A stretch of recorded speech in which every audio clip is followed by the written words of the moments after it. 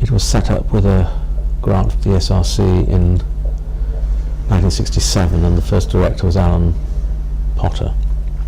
The idea was that surveys were very expensive, as indeed was the collection of non-survey statistical data of the social sciences, but the future of the social sciences lay in the analysis of data of this kind. It would therefore be a good idea to establish a library or an archive that contained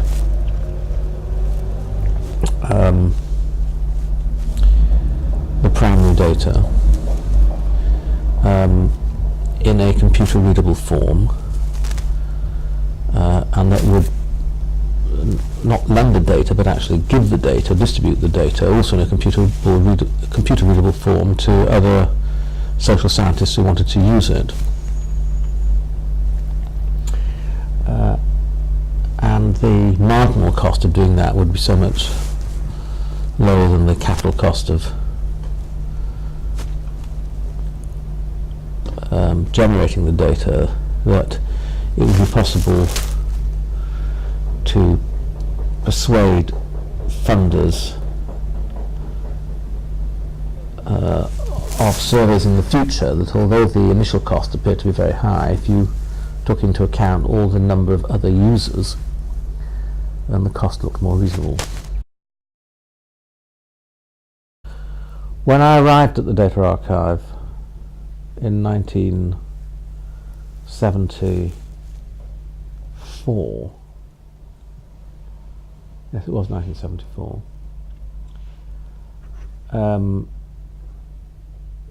I remember after a few days I saw a card file box, long card file box in the main office, and I asked Marcia Taylor, who was one of the assistant directors, what it was, and she said it contains the names of those who've been given data in the Data Archive. So I opened it, expecting the drawer of this card file, which must have been about, I don't know, 18 inches long. It was quite a long card file, to be crammed full of cards. And what I found was this thin pack of about 25 cards held together with an elastic band. The rest of the drawer was empty. In fact, the Data Archive had very, very few users. It was due for a renewal of its ESRC funding, I think, in 1976. There's another 2 years to go. And I knew that if the Data Archive couldn't demonstrate that it was of use to a very much larger number of social scientists than the number who'd used it so far, that the likelihood was its funding would be stopped. So I went about with senior colleagues in the Data Archive trying to drum up more support for the archive and more use of the archive. And we did get the number of users up by 1976. I've forgotten what it was. It still wasn't a very large number, but it was thought to be just about respectable enough to continue funding by the SRC. At some point, round about 1977-78, I think, we realised in the archive that most prospective users were actually not very interested in reanalyzing some of the classic studies like the affluent worker or family and kinship in East London, and we had those data. They were interested in the very big government surveys or statistical databases, and they were interested in those studies that were repeated, longitudinal studies or panel studies. So the labour force survey, the government social survey, the census,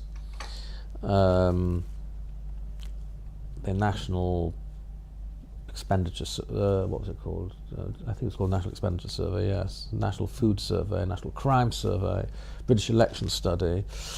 These were the kind of surveys that were in demand.